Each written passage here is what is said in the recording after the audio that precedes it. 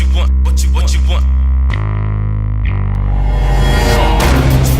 Hello, troublemakers out there.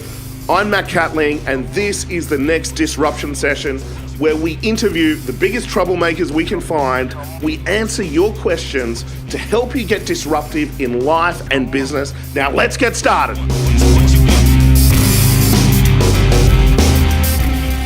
Julian Moss with our first Troublemakers interview series, and we're really excited about this because Julian is without doubt probably one of the biggest troublemakers that I've ever met. And so we're gonna kick off this interview, and the first thing that I ask people on these interview series is where have you come from?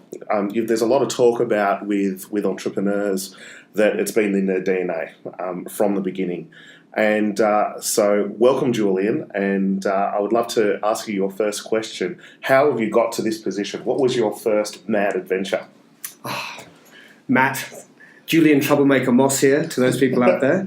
My first adventure is funny, and I look back on it, was, I've always wanted to be an entrepreneur, aspired to be an entrepreneur, but when I was 7 years old, my stepmother at the time, I was living in India. I was born in Pakistan. I spent most of my life in Asia, and I had a bicycle. And she said to me, she goes, I will take you down to the main bike company here and buy you a bicycle. So I thought, fantastic. So bicycle I had was fairly old, so I went down to the big Indian BAS company. And when I was there, she knew the manager, and the manager said to me, help yourself to any spare bicycle parts that you might have. Which I thought, wow, why not? So not only did I bring back boxes and boxes of bicycle parts that I never needed, but it actually gave me my first idea, which was to start a bicycle repair shop on the street outside our house in Madras. And the funny thing was that I empowered so many Indians who never in their lives thought that a little white boy would be repairing their punctures and giving them pumping up their tires and cleaning their bicycles and selling them lamps and everything else. It was really funny. So that was at my age of 7. And it's funny, I made about 200 rupiah back then, which is probably equivalent of about $15 in the old days. And I bought my first shares with that. So it was my first forage into the share market, and my first earnings, which didn't encompass sort of delivering newspapers and magazines, but actually a bicycle repair shop. So there you are. That's incredible because there's a lot of research, especially books like the Millionaire Mind, and he talks about that entrepreneurs or successful entrepreneurs were fundamentally created before the age of 13. And so it certainly looks like that you've had such an entrepreneurial experience, more than most. True, but I did start young. And then my next little forage out there, other than things I got involved in, was actually at the age of 16 when I was living in London, and I was at boarding school, and a friend of mine said, all these punks on the King's Road, punk rockers this is, it was the era of the punk era, with sort of people like Sex Pistols and all the other major bands that were around, and they're all getting tourists taking pictures next to them, and I thought, we could take this a step further. So I thought, pick with a punk.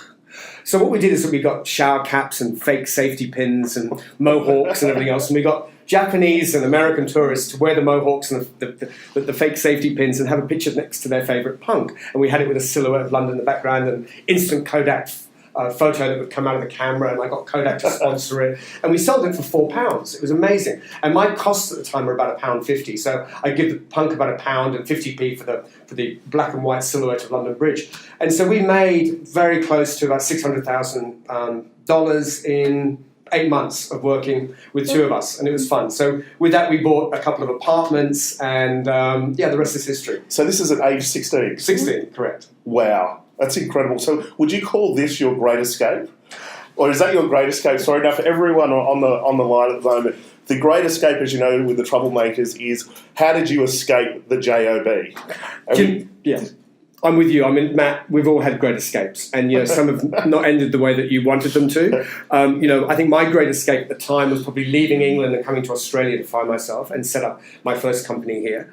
And I think that we all take risks in life, and as they say, an entrepreneur is a professional risk taker. And I think that if you've got it in your DNA, which I have and you have, you know that when you're taking a risk, you go, oh my God, I'm just going to just do it. You wake up one day and you just do it. So I think my probably greatest escape when I first arrived in Australia was I had an opportunity to work for an IT recruitment company, which was probably the largest at the time. And I knew very little about IT, and I knew incredibly smaller amounts about recruitment. But I got in there, and it was all about selling, and it was fantastic, and I was very successful. And in my first year, I billed over $10 million, and Wow. I had a net income of over 1.5. And this is going back 30 odd years. I used to earn more than the Prime Minister of Australia. I used to tell people that. I don't know why I told people that, but anyway, it made me feel good. I'm not sure if I'm Prime Minister material, but I'm certainly entrepreneur material. And so I think my great escape back then was actually leaving that company as an employee and setting up my own company, JKM Consulting, which proved to be one of the fastest growing private companies in Australia. And I'd say that's probably my greatest escape. And what drove you to do that? Like, you've got $1 million coming in a year, incredible income, very, very comfortable. What drove you to escape that?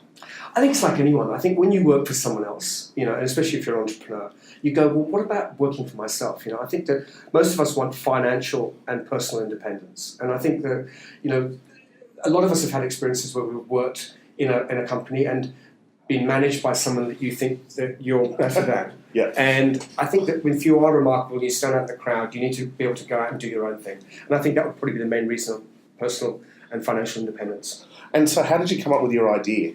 So you're working in this big organisation, and then you made the jump. You made the great escape.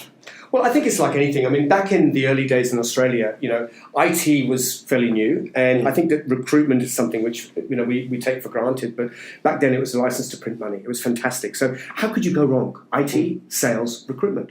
It was a no-brainer, and it was probably one of the best decisions I ever made. And I used that company to finance numerous other companies after that. So did you find a niche, a problem with that business, and then disrupted the market? Was that your approach? Absolutely. I mean, I did things which most people didn't do. We'd get our staff in the morning, we'd look at the newspapers on Saturdays and see all the ads that people would be putting in for IT staff. And we'd phone all the staff over the weekend and say, oh, did you see that ad? And they'd go, yes. Don't send your resume to that company. We'll do it for you on Monday. Don't worry. So therefore, those companies weren't getting the resumes they thought they'd get, and they'd have to deal with the recruitment company. Wow. And my naughtiest thing I probably ever did was the obituaries. I read through the obituaries once to see who died in IT. And I phoned the company up to see if they were going to replace them. And we did this 14 times. So what happened? No, don't worry, I didn't phone the obituaries 14 times. I phoned the company, and I actually replaced the individual. And with the person I replaced them with, I replaced 14 other jobs similar in different companies across Australia. So that's my biggest success, I think, in terms of out of one deal, I managed to accumulate 14 behind. So it was great fun in those days. That's incredible lateral thinking. Well, I think if you want to be really troublemaker, we were troublesome. But, I did grow up, and no, I didn't read the obituaries again. And I did things by the book. So tell me about it. You've jumped out. You've started your own recruitment company. What happened with your first sale? Because that's kind of probably one of the biggest things for a lot of entrepreneurs out there is that first sale. Oh, look, it was pretty easy. I mean, we built a good name for ourselves individually, being troublemakers in the previous company. So people just came to you. So so you had a network. Yeah, exactly. Yeah. And you know what? I mean, I think my first day that we opened business, we closed 5 sales within 4 hours. So it was brilliant. It was just like a numbers game. It was like throwing stuff against the wall and watching it all stick. It was brilliant. And would you say for entrepreneurs out there that that's probably the biggest thing is knowing how to sell? It is a very important part of the process, and I think that like a lot of entrepreneurs, don't lose sight of not your core skills, but where you want to be, and surround yourself with remarkable people. I mean, I'm a great believer that nimble entrepreneurial people and feed off them. Don't feed off people and hang out with people that will tell you why you can't do things. Totally. I always believe that if you surround yourself with very positive people continuously, you come up with great positive ideas, and you share ideas, and you bounce off ideas, and you make things happen in a very unusual and very different way.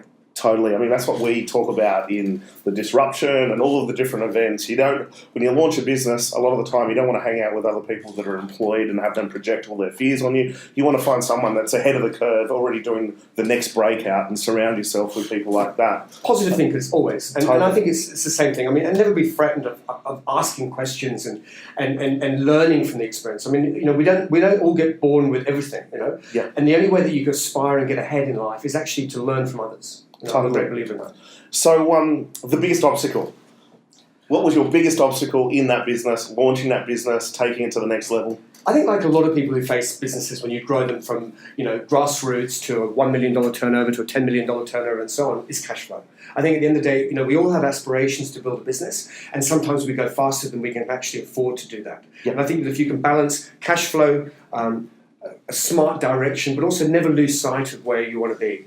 I mean, if you do have cash flow issues, I mean, there's always ways out. You can partner with people who've got deeper pockets, and that's something which I've done in recent times. Yep.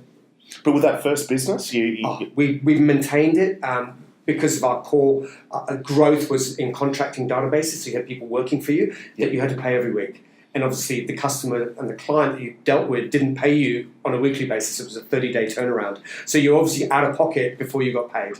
And that was always an issue and a problem. So, I mean, this might be a little bit personal, but can you tell me how you overcame one of those obstacles? One of those nights where you can't sleep, you're anxious, it's all going to shit. How'd you get out of it? Do you know what you do? You really take the risk. And the risk in this case was I remortgaged my house again. Yep. So I went to the bank and I had a small mortgage at the time, and I then remortgaged it so that I'd have enough cash flow to be able to take the business to the next level. So it's full confidence and belief in my own destiny. Yeah. And would you say that's probably one of the most important things for you in your business? I think I've always been a big risk taker. I mean, if I was with you and we had $1 each in our pockets, you might go and buy a coffee. I would flick that $1 and put it down somewhere and bet on something. Not I love it. I think I was a great believer because I always think that if you're very capable and you're energetic and passionate about what you do in life, you will succeed.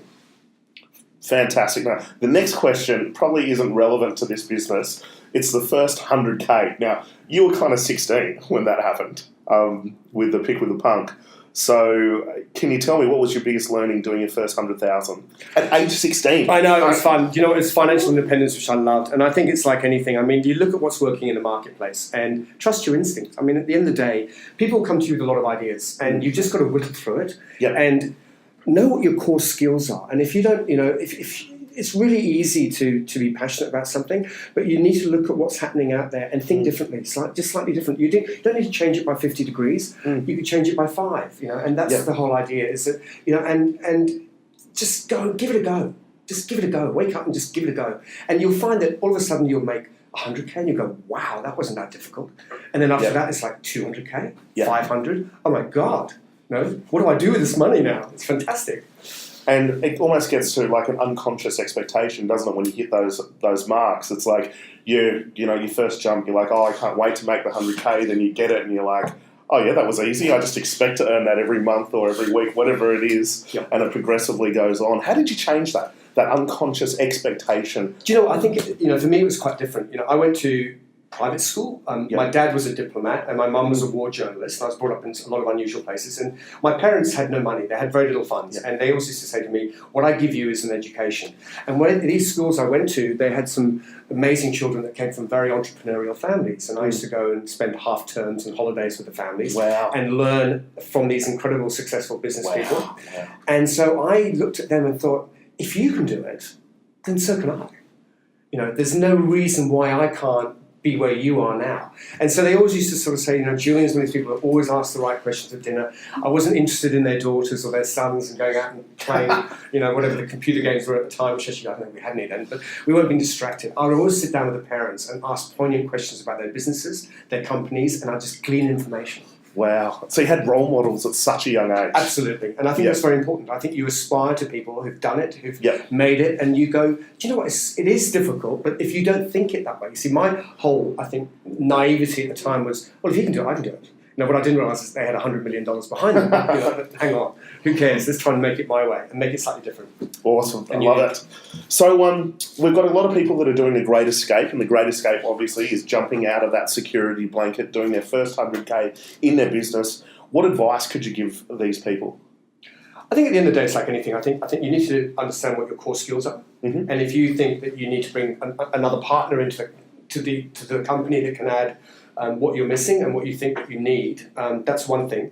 But I think it's really looking at what's happening in the market, looking at what your competitors are doing, understanding what your business is all about and where you want to take it, and really trusting your instincts. I think that's very important.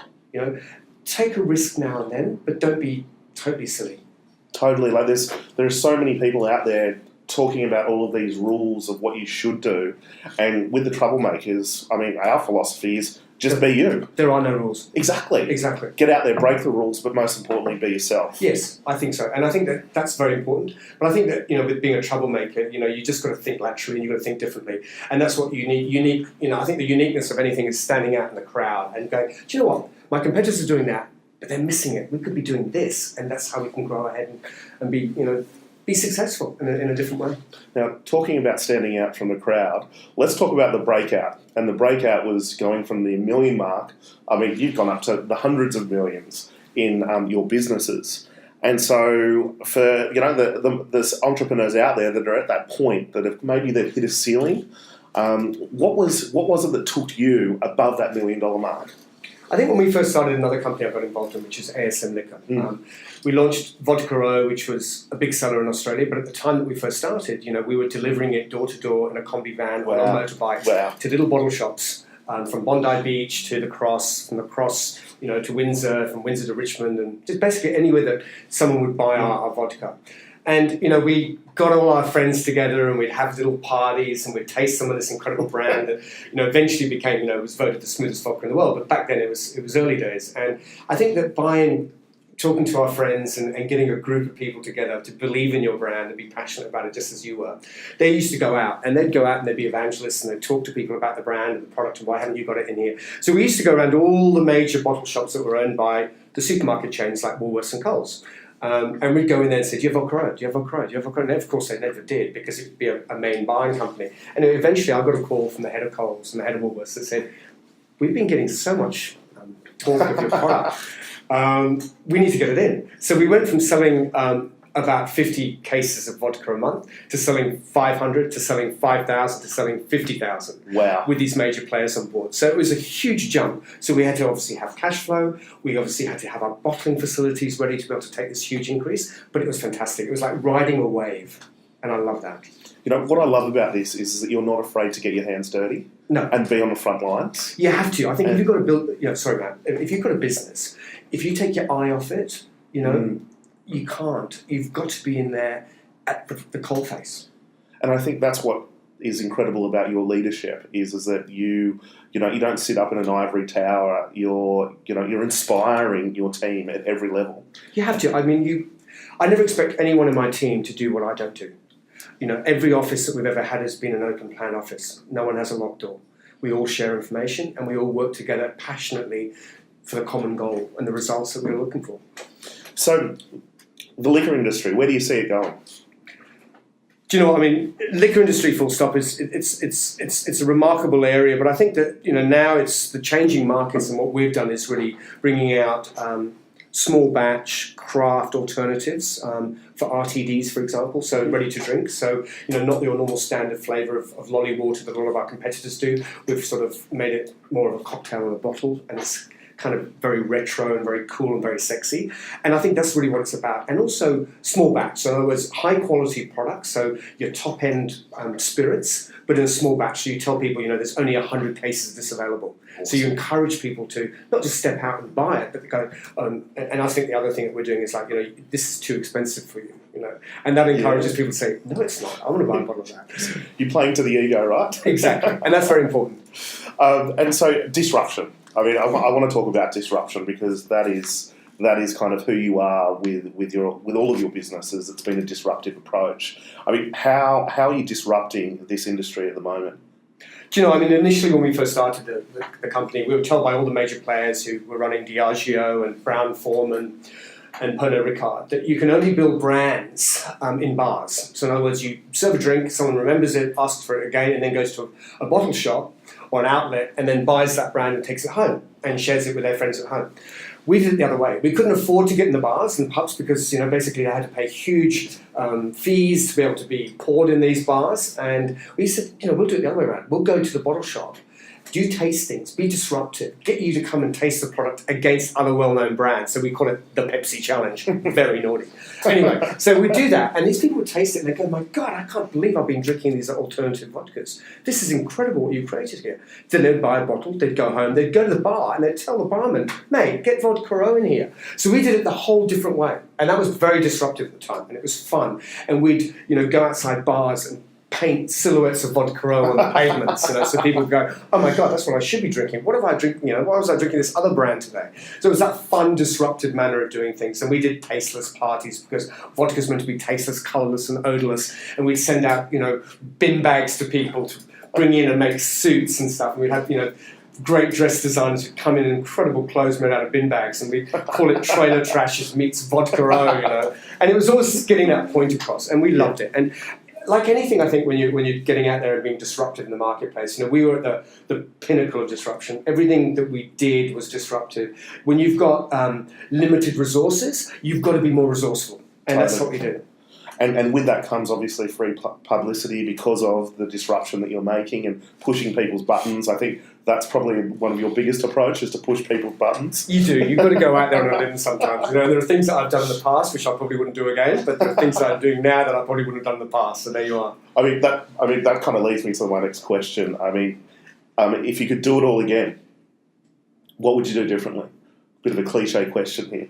I don't know, I think it's like anything, you never lose sight of your goals, but I think fundamentally, where we grew my liquor company, we spread ourselves a bit thin. We decided to focus on all spirit categories. And I think that if you could come back to me in 2 or 3 years' time and say, let's start again. Okay, I would go with probably just 1 or 2 SKUs in the alcohol game and focus on building that, because it would be more resourceful, it would be much smarter, and you wouldn't have to spread yourself too thin and take on all the competitors. Totally. Better off just taking on 1 or 2 competitors and being smarter at it. It's a common mistake trying to be all things to all people, isn't it? Correct. I think find your niche, find out what you're more comfortable in, find out what you're bloody good at, and then stick to it. And then disrupt that little niche. And disrupt that niche. You're dead right, Matt. Be disruptive in that niche. So Julian and I have come together with a bit of a plan, and that plan is to disrupt business, disrupt the industry. We believe that there is such an opportunity for people out there at the moment that have an idea, that are passionate, that want to be in charge of their time, they want to be in charge of their money, they want to do something maybe that matters. And that's at all levels, whether you're doing a great escape or, you've got a business at the moment, but you want to break out to the next level. And so we've kind of come together wanting to create an experience for entrepreneurs to support them at the next level with the right advice. Would you agree with that? No, definitely. And I think it's more about passion and creating something and assisting you, because we've gone through this and we've made mistakes and we've learned from our mistakes. And if we can impart some knowledge, we know we can impart this knowledge, and that's the most important thing. We're here to help. My biggest frustration is when you listen to some academic that has never been in business that's talking about fundamentals that are probably so outdated, and I think that can actually be a hindrance to some entrepreneurs out there. What's your thoughts on that? You're lecturing at university at the moment, which is pretty incredible. I know, guest lecturer at Macquarie University. We do love that in their entrepreneurship and global marketing area. So that adds a lot of credibility to what I'm about to say. What I'm actually going to say is I agree with Matt wholeheartedly. And a lot of time that when you go to talk to people, they're professors who've actually never done it themselves, aren't living in the present and have lived in the past continuously. Where I come from and where Matt comes from is that we're doing this now. We are in the real world, on the coal face, building businesses, being entrepreneurial, being nimble, being smart, and more importantly, being disruptive. And we are the troublemakers. So we have a launch party coming up. We've got a couple of sponsors. Oh, no. What are those sponsors? What do you think, guys? Exactly. Booze! A vodka brand. A vodka brand. No, we're going to have a bit of fun because, business can be so serious, it can be so boring, and at the same time, it can be very, very fearful. And so we want to get troublemakers together to support each other, to hold each other to a higher standard, but most importantly, have a bit of fun. And have a bit of fun when it comes to going through these breakouts, because it can be very, very lonely. And having the right advice, the right team, the right support system behind you, I think can be sometimes a difference between success and failure. So we invite you to come along to the Troublemakers Disruption Launch Party. Absolutely. 23rd of September, 7 to 11, 50 Carrington Street, level 13. It's going to be a very, very exciting night. We've got so many surprises in store for you. You're going to be networking. Do you want to share some of the entrepreneur levels? I think, what? There'll be a lot of very well-known entrepreneurs and very successful people there. I won't give any names away because you're going to turn up and meet them. Fantastic. Well, Julian, thank you so much for coming along today, our first interview for the Troublemakers series, and it's so wonderful to have you on this team, and I look forward to kind of disrupting this country, if not the world, when it comes to entrepreneurialism. Matt, it's a pleasure. So looking forward to working with you, being the biggest troublemakers in Australia and beyond. To all those people out there, we look forward to seeing you on the 23rd of September. Ciao for now, everybody. See you in September. Let's make some trouble. Yes!